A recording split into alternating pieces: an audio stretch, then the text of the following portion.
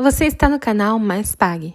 No momento, iremos iniciar a leitura da segunda parte do capítulo 13 do livro Agora que Sou Mãe, os desafios e aprendizados da maternidade, escrito por Flávia Kalina, Influências externas na educação da criança, parte 2. Como agir se eu não concordar com alguma atitude da escola? De fato, é uma situação bastante delicada, mas se eu pudesse dar um conselho que serve inclusive para mim mesma, eu diria que é essencial estarmos envolvidos com a escola, saber quem são os professores, o que as crianças estão aprendendo, quais os principais assuntos em pauta e até mesmo estar fisicamente presentes com uma certa frequência. Se somos ausentes no dia a dia e simplesmente aparecemos para cobrar algo ou para discordar de alguma coisa, é bem provável que a nossa relação com a escola saia prejudicada. Enquanto que, se nos mostrarmos próximos e interessados pelo que acontece no ambiente escolar, conseguiremos estabelecer com os profissionais que ali trabalham uma relação transparente, sincera e que facilite a comunicação, mesmo em casos mais sensíveis.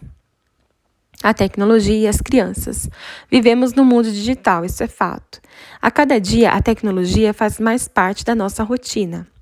Seja por trabalhar, para buscar informação, para interagir com amigos ou simplesmente para relaxar. Estamos frequentemente mexendo em tablets, smartphones e computadores. A tecnologia, que antes se limitava à TV e ao rádio, hoje está por toda parte. Mais do que isso, hoje ela atua quase como uma extensão do nosso corpo. E é por isso que é tão difícil manter as crianças afastadas dessa realidade.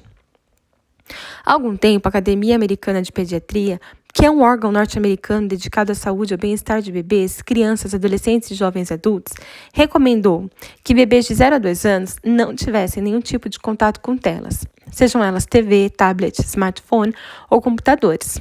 Estudos apontam que crianças nessa faixa etária aprendem muito mais com a interação 1 a 1. Quando eles tocam em alguém, conversam com alguém, veem alguém real e não numa imagem projetada de uma pessoa. O cérebro deles apresenta muito mais atividade do que quando simplesmente assistem uma tela.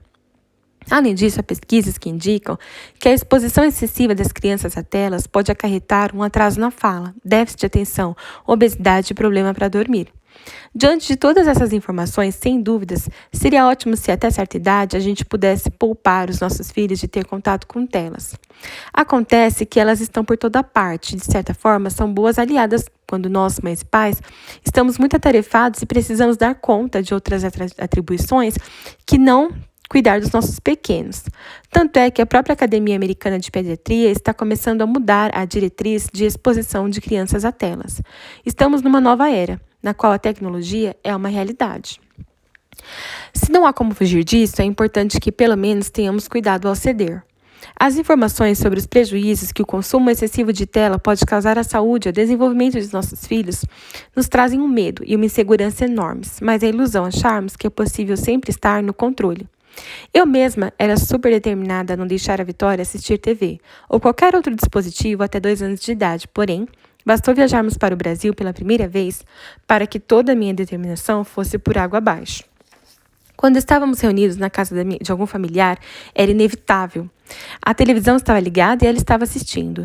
Sem contar o fenômeno galinha pintadinha. Assim que a minha mãe mostrou o desenho à Vitória, ela ficou simplesmente encantada com os personagens e as músicas. As duas cantavam, dançavam e se divertiam juntas. E adivinhem qual foi o tema do primeiro aniversário dela? Foi Galinha Pintadinha. Portanto, podemos até ler vários estudos e fazer diversos planos sobre como educar nossos filhos, mas a verdade é que quando começamos a passar pelas experiências na prática, nossas ideias vão mudando. Então, a pergunta que não quer calar é: como encontrar o meio termo entre tudo isso? Como abrir mão das nossas certezas sem sentir culpa? Como permitir a inclusão digital, mas de uma maneira saudável para os nossos filhos? E se o simples contato com as telas já é prejudicial para os nossos pequenos, pior ainda é a exposição a conteúdos inadequados para a faixa etária deles. Esse é um problema que surgiu recentemente na vida de mães e pais, porque há algumas décadas, na maioria das casas, só existia um aparelho de TV que ficava na sala. Então, todo mundo que quisesse ver TV era obrigado a assistir a mesma coisa. Algum tempo depois, as televisões começaram a migrar para os quartos, o que já era um desafio, afinal, à noite, quando os adultos iam dormir, as crianças ficavam livres para assistir o que bem entendessem. Hoje, vivemos rodeados de dispositivos móveis, tablets, smartphones, notebooks, podem ser levados a qualquer lugar que fuja à vista dos pais, e assim as crianças encontram liberdade para escolher o que querem assistir, por mais que eles não tenham maturidade para isso. Confesso que a Vitória ainda é muito pequena e que eu, como mãe, ainda não passei por essa fase. Então, de certa forma, estou cumprindo o ditado que diz que falar é bem mais fácil do que fazer. Mas acredito que nós, como mães e pais, devemos buscar informação e proteger nossas crianças. Seja usando aplicativos que bloqueiam conteúdos inadequados para determinadas faixas etárias, seja lendo aquelas letrinhas minúsculas na contracapa do DVD que explicam a classificação indicativa. Se aquelas informações estão lá, é porque tem um motivo. O cérebro da criança passa por estágios de amadurecimento e até determinada idade, eles não têm discernimento para saber o que é certo ou errado. Já aconteceu de a Vitória assistir alguns desenhos que não deveria e ficar com medo, sem entender o que estava acontecendo. Outro problema é que a TV acaba privando as nossas crianças de ter certas experiências. Inúmeros estudos relacionam a obesidade infantil ao tempo em que a criança fica na frente da TV.